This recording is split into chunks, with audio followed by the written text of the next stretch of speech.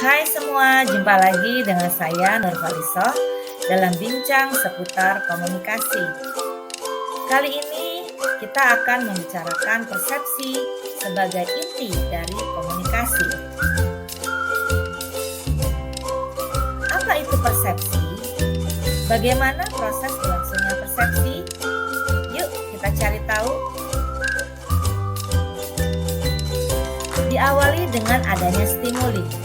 Pernahkah kalian mendengar istilah stimuli? Ya, stimuli adalah rangsangan yang membentuk sensasi. Banyak sekali stimuli dalam lingkungan kita. Dalam kehidupan sehari-hari, kita akan menemui banyak sekali stimuli.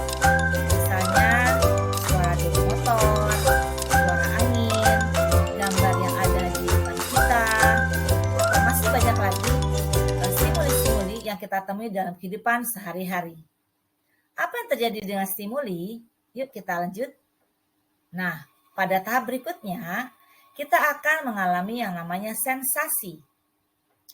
Sensasi adalah proses menangkap stimuli oleh indera kita.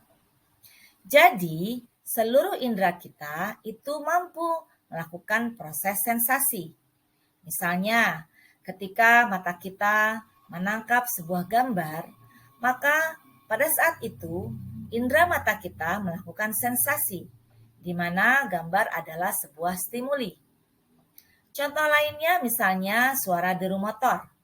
Suara deru motor itu merupakan stimuli yang kemudian diterima oleh telinga kita. Pada saat ini indera telinga kita melakukan yang namanya sensasi.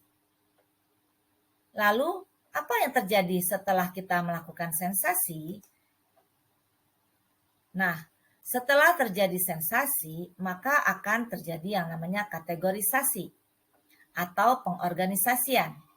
Di sini terjadi pengklasifikasian pesan yang diterima oleh indera berdasarkan kategori tertentu. Jadi, setelah mata kita melakukan sensasi dari stimuli sebuah gambar, maka akan dilakukan kategorisasi.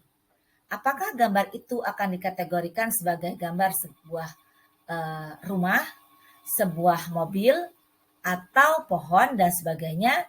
Nah, disitulah terjadi yang namanya kategorisasi. Begitu juga dengan indera telinga kita. Telinga kita setelah melakukan sensasi akan melakukan kategorisasi. Apakah itu akan dikategorikan sebagai suara musik, suara tangisan, suara tertawa, dan lain sebagainya. Lalu apa yang terjadi pada tahap berikutnya? Nah, pada tahap berikutnya akan terjadi penafsiran atau evaluasi. Di sini, proses subjektif yang melibatkan evaluasi di pihak penerima. Dan ini juga merupakan puncak dari proses persepsi. Karena dalam proses ini, pesan yang kita terima di awal akan ditafsirkan dan kemudian dievaluasi.